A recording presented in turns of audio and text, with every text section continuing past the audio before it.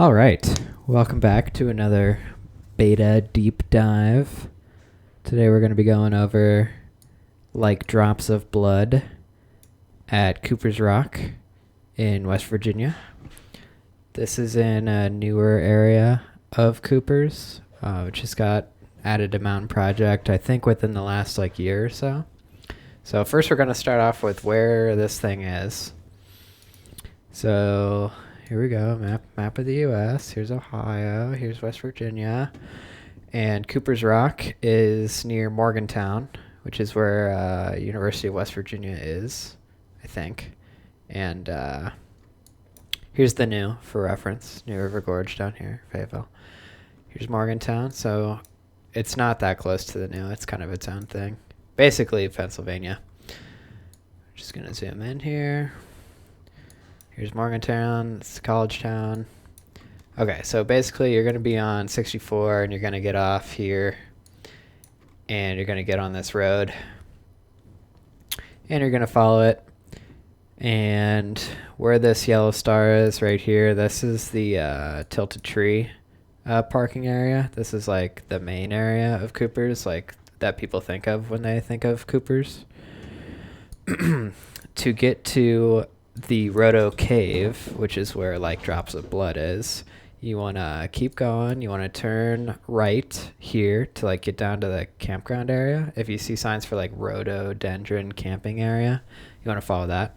This is like the there's like a gift shop and stuff here.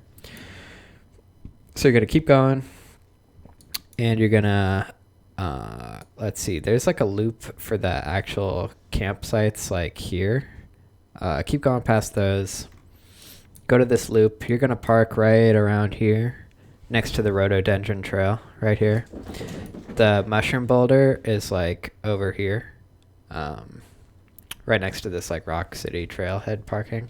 But to get to the Rhodo Cave, you're going to go down the rhododendron trail here. And you're going to keep going down the trail. And then where it hits, let's see. Okay. So, I'm getting my bearings here.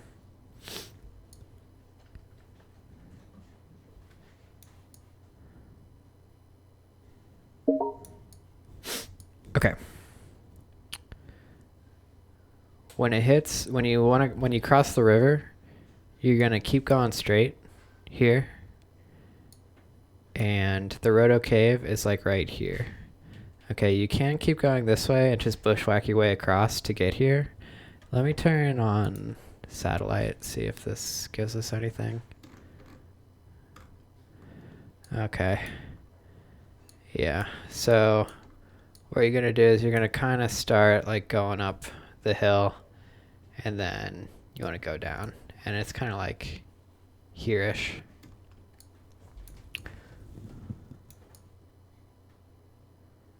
Yeah, that's fair. But yeah, it's definitely like off trail. You kind of have to find it. Have fun adventuring. But you're going to come and you're going to be here.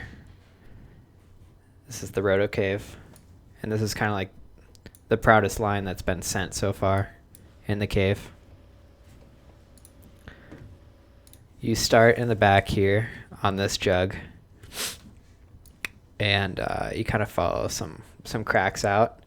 And then there's a bunch of plants and stuff at the top out. So it's just like a drop-off boulder. If you were feeling extremely motivated, you could top out and just be in like very dense bushes and stuff. Okay, let's break this down. I have just like a still video. I'm going to go over my video and the only other video out there on this boulder. Okay, so start on the back on the jugs. I like the heel hook. I stole that from the guy that got the FA. And I go left hand to this rail here. And so left foot heel hook, right toe here. Right hand kind of falls into this this crimp rail here. This one's very good. This one is good, but not spectacular. Once you fall on with your right hand, you're gonna flip. I get my feet situated first on this nice. This is kind of like a whole slopey deal. It's not like spectacular, but it's pretty gritty. It's like gritstone. The rock quality here is like super nice. So my feet didn't have too much trouble sticking here. Flip the left hand, and then here's where my beta kind of differs from the guy that got the FA. I just kind of move my right hand a little bit higher on this rail here, and then I come in with my left hand to set up for the first crux. So I bump my right hand up, come in with the left hand. And now my right hand, there's kind of like a little nub, a little higher for your index finger. And I had my index finger on that nub. Come in with my left hand, and I get my left hand situated nicely because that hand is what's going to be pulling hard for the crux moves here. Get my left foot situated kind of far, find my right foot, and then you'll see I turn my whole body kind of to the left. Little intermediate pocket. This thing's not as good as the next one. This thing's okay. But if you see, my whole body's kind of sideways, like my whole left foot's like sideways, and that makes it pretty nice to be pulling, make it into like a nice left bicep move. And then you're thrown to this really good and sharp pocket jug, basically, here.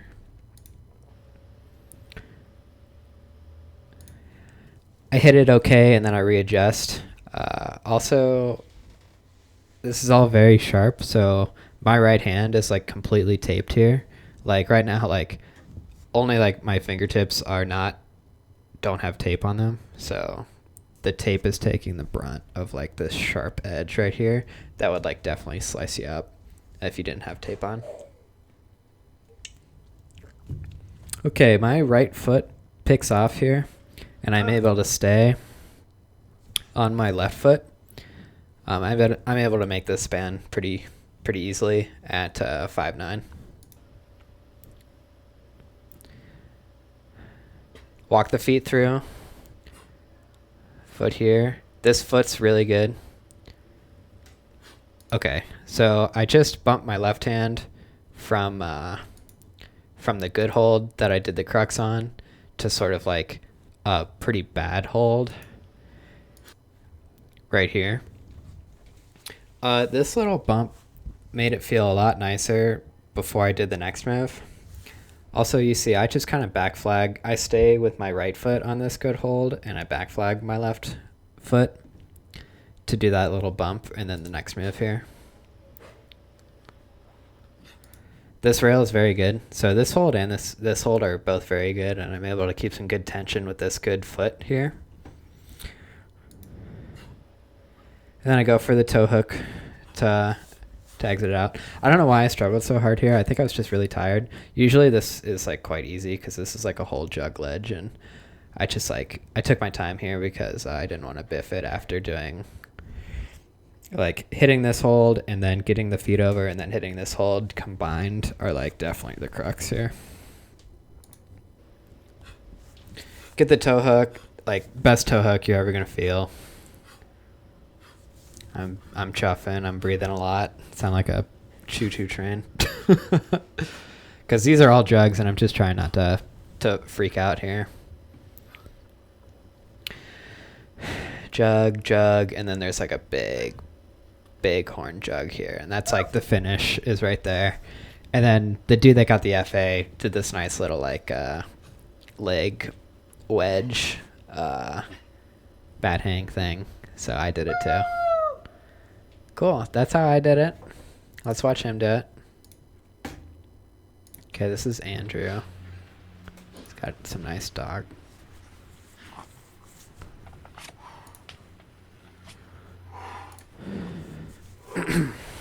Alright, so same beta so far.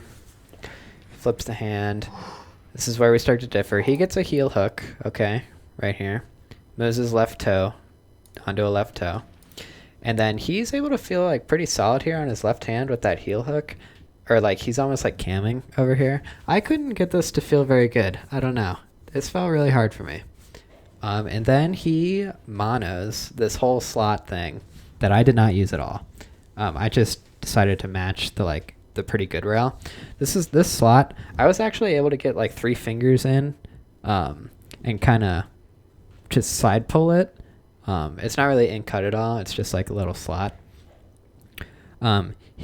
Andrew's fingers are like really wide. He's got like sausages for fingers, and he like trad climbs and stuff, so he can actually crack climb. So he gets a mono finger lock here that to him just like must feel pretty bomber, because he's able to like do this little shakeout here to set up his left hand here for the crux. Hits the pocket with his feet still low. So this is different than me because his feet are still low here. I already had the little drop knee here before I went to this one. Then he gets the drop knee. Yeah. He hits that. His foot does not pick. And he also walks through. You can see how much tape he's got here. Like the middle section of your right hand is what you definitely want to tape up to be able to try this thing more than once. Walks his feet through. Yeah, he did the little bump here too. Okay, so this is interesting that we both did this, because I think you don't really have to, but it just feels like it sets up your weight in like such a better spot to do the next move. So he flips his feet here, and then he does the next move. This thing's really good too.